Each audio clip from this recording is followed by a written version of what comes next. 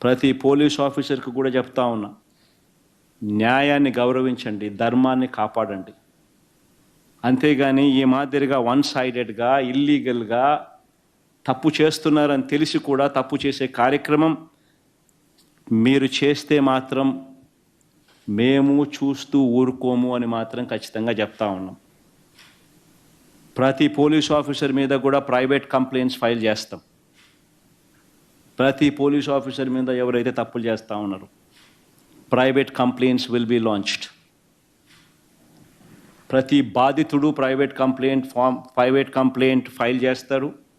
వాళ్ళ తరపున అవసరమైతే లీగల్ ఎయిడ్ అఫీషియల్గా వైఎస్ఆర్సీపీ దగ్గరుండి ఇచ్చి కూడా సపోర్ట్ చేస్తుంది. అదొకటే కాదు, ఎల్లకాలం వీళ్ళ ప్రభుత్వం ఉండదు, జమిలీ గిమిలీ అని అంటున్నారు. అధికారం కూడా తొందరగా కూడా పోవచ్చు, లేకపోయినా ఉండేది ఇక 4 ఏళ్ళే. దాని తర్వాత మళ్ళీ మా ప్రభుత్వం వస్తుంది. మీరు చేసిన ఇల్లీగల్ యాక్టివిటీస్ని దగ్గరుండి బయటకు తీస్తాం.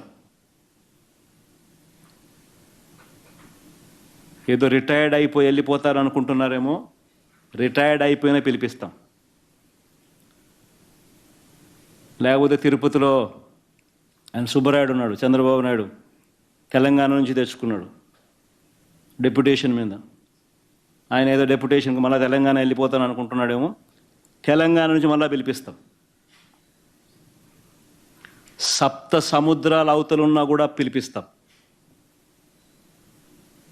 ప్రతి పోలీస్ ఆఫీసర్కు చెప్తా ఉన్నాం, చూస్తూ ఊరుకోం. చట్టం మీద చట్టం దగ్గర దోషులుగా నిలబెడతాం. చేసినటివన్నీ బయటకు తీస్తాం. ఈ మాదిరిగా ఇల్లీగల్ డిటెన్షన్స్, కోర్ట్ ఆర్డర్లను అధిగమించి ఇల్లీగల్గా మీరు చేసే ఈ కార్యక్రమాలు ఏవి కూడా చూస్తూ ఊరుకోం. వాళ్ళొక్కరే కాదు రెడ్ బుక్ పెట్టుకునేది. రెడ్ బుక్ పెట్టుకోవడం పెద్ద పనే కాదు. ఈరోజు నష్టపోయిన బాధిత కుటుంబాలు ఎవరెవరైతే ఉండారో ఆ ప్రతి కుటుంబం రెడ్ బుక్ పెట్టుకుంటుంది. వాళ్ళకు జరిగిన ఘటన మీద, వారికి జరిగిన నష్టం మీద. వాళ్ళందరూ నా దగ్గరకు వచ్చి వాళ్ళ గ్రీవెన్స్ చెప్తారు. అప్పుడు నేను చూస్తూ ఊరుకోను. ఈ మాట నేను ప్రతి పోలీస్ సోదరుడికి చెప్తా ఉన్నా. ఎందుకనంటే పోలీసులు అంటే గౌరవం ఉండాలి, వ్యవస్థ అంటే బ్రతకాలి. ఈరోజు వాళ్ళు ఉండొచ్చు, రేపు పొద్దున మనం ఉండొచ్చు, కానీ వ్యవస్థ మీద గౌరవం ఉండాలి. వ్యవస్థ నీరు గారిపోకూడదు. మన టోపీ మీద ఉన్న సింహాలకు మనం గౌరవించాలి. ఈ మాదిరిగా రాజకీయ నాయకులు చెప్తా ఉన్నారు కదా అని చెప్పి తప్పు చేస్తున్నామని తెలిసి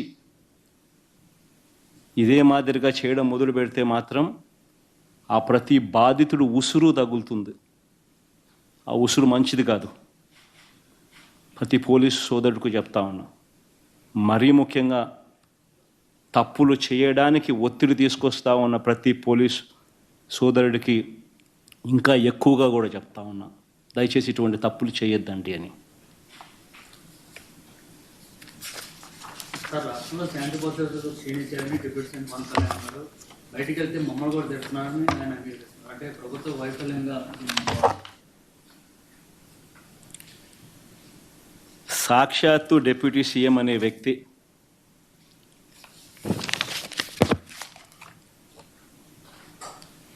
లా అండ్ ఆర్డర్ ఈ స్థాయిలో దిగజారిపోయింది అని చెప్పి నోరు మెదిపాడు అని అంటే, నోట్లో నుంచి మాటలు వచ్చాయి అని అంటే ఆశ్చర్యం కలిగించే ఘటన. మాట్లాడతాడు కానీ ఒక దళిత హోమ్ మినిస్టర్ మీదకి మాత్రమే ఆపేస్తాడు. అసలు లా అండ్ ఆర్డర్ అనేది ఎవరి సబ్జెక్టు? డైరెక్ట్గా ముఖ్యమంత్రి సబ్జెక్ట్ కాదా law and order? Law and order fail అయితే ప్రశ్నించాల్సిందని ఎవరిని? చంద్రబాబు నాయుడు కాదా ప్రశ్నించాల్సిందే? చంద్రబాబును ప్రశ్నించే ధైర్యం లేదు. పాపం ఏమైతే దళితురాలు అమ్మాయి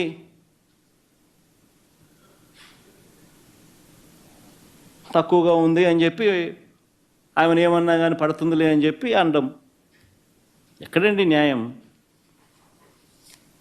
నీ సొంత నియోజకవర్గంలో, పిఠాపురం సొంత నియోజకవర్గంలో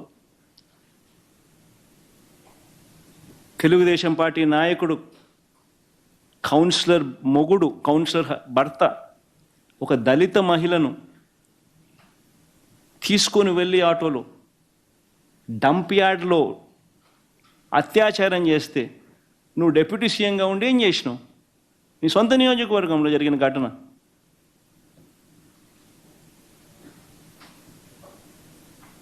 చంద్రబాబు నాయుడు ప్రశ్నించే ధైర్యం లేదు, చంద్రబాబు నాయుడు వ్యతిరేకంగా మాట్లాడే ధైర్యం అంతకన్నా లేదు. తోలు తీస్తానంటాడు, ఇంకేమనంటే ఇంకేదో అంటాడు, డైలాగులు, సినిమా డైలాగులు కొట్టమంటే మాత్రం కొడుతుంటాడు.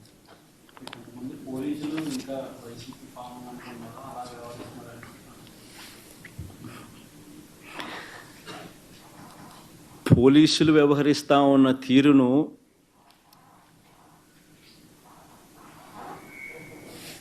న్యాయం, ధర్మం అనే పిల్లర్స్ మధ్య పోలీసులు వ్యవహరించాలి.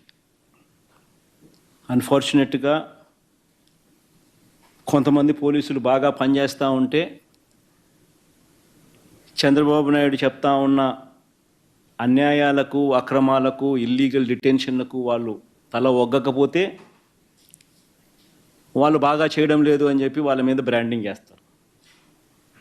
అదే వీళ్ళ ఇల్లీగల్ డిటెన్షన్స్, వీళ్ళు చెప్పినటివన్నీ తప్పుడు కేసులు, ఇవన్నీ పెట్టే కార్యక్రమం చేస్తే మాత్రం వాళ్ళు పోలీసులు బాగా పనిచేస్తూ ఉన్నారని చెప్పి కితాబిచ్చుకుంటారు. నిజంగా న్యాయం, ధర్మం వైపు ఉండాలి. పవన్ కళ్యాణ్ సరస్వతి పవర్ భూముల దగ్గరికి వెళ్ళి ఆ భూములు బలవంతంగా గతంలో లాక్కున్నారని ఆరోపణ చేశారు. పెట్రోల్ బాంబులు వేసి మరీ లాక్కున్నారని సరస్వతి పవర్ ల్యాండ్స్ బలవంతంగా గతంలో లాక్కున్నారని పవన్ కళ్యాణ్ వెళ్ళి వాటిని పరిశీలించి మీ మీద కొన్ని ఆరోపణలు చేశారు. ఇన్ఫ్యాక్ట్ నా ఈ ప్రెస్ కాన్ఫరెన్స్లో